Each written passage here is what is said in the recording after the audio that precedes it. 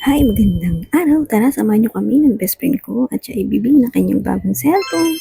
Matagal na nga uli yung huli kong luwas ng bayan at ito nakalabas din. Napadpad nga pala kami sa may Taytay Palengke at dito kami namili sa Bodega 99 Bagsak Presyo Gadgets sa second floor yan.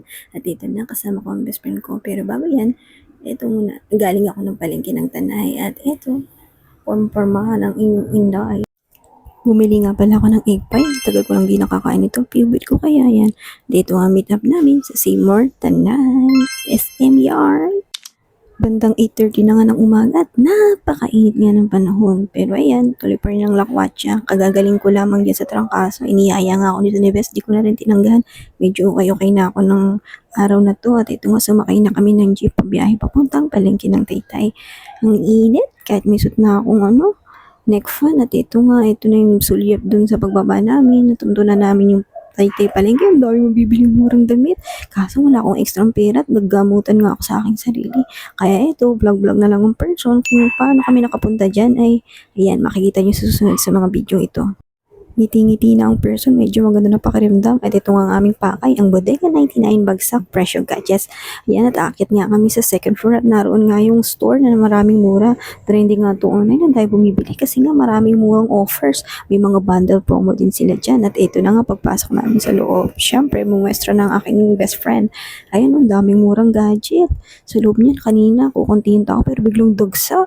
Ang dami kasing mura. Ang daming murang laptop. Oh, sayang, wala kang pera. Bili sana yung kapatid ko. Pero gato na siya. Kaya okay, pag na. At ito nga yung mga bundle promo nila. Ang ganda. Oh, tignan mo, may tablet ka na. Kaya lang, sa Chrome daw ino-open yan. Hindi ka pwede mag-download ng apps or hindi ka makapag-update sa mga tablet nila. Pero yung mga phone nila, panalo din naman. Ayos din naman ang mga specs at panalo din ang presyo. At ito nga, Bodega 99, sako ni. Nakalimutan ko basahin nyo na lang pag nakita nyo ulit sa video. At ito, ang dami na nga tao ng oras na to. Ng alas 10 pasado na yun, mag-11 na nga ng umaga. Ang dami din silang smart TV, medyo maliit, malaki, at medyo malaki-laki. At iyan yung mga promo sale nila. Ang dami, no? Sayang, wala akong extra pera, nakabili sa bundle pa naman. Dito kasi sa aming bahay medyo pricey. Ang laki ng diferensya ng presyuhan. Ito yung parang bagsak na talaga lahat. At napakasulit naman, lalo na itong mga promo sale nila. Ayan, kung nakita nyo naman, ayan nga yung bet ni Best. Mamahalin. Affordable tablet para sa mga kiddos. At ayan na nga. Kita nyo naman, mayroon pang mga labubo yan, may Kuromi, at ito yung smart. Mukha naman maganda. Maganda rin ang presyo. Nagutom na nga kami, nalibre niya ako. Ito, nandito kami sa McDo. Ayan, sulit meals lang. Manghang nga lang yung chicken fillet, pero okay na rin. At ito lang isang nakita kong kakaiba dito sa store pagbalik namin after lunch. Sila na nag-unboxing ng item. Sinasabi nila yung mga do's and don'ts, yung pros and cons ng pag-avail ng kanilang product.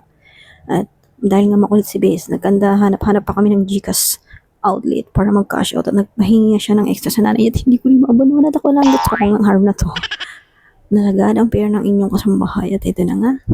Unboxing diaries na. Hindi nyo man lang yun na-enjoy yung pag-unboxing kasi nag-unbox nga yung assistant dun sa store. At ito na nga. Meron silang terms and condition about the cellphone na nabili ni Bess at pauwi na kami after. Bye!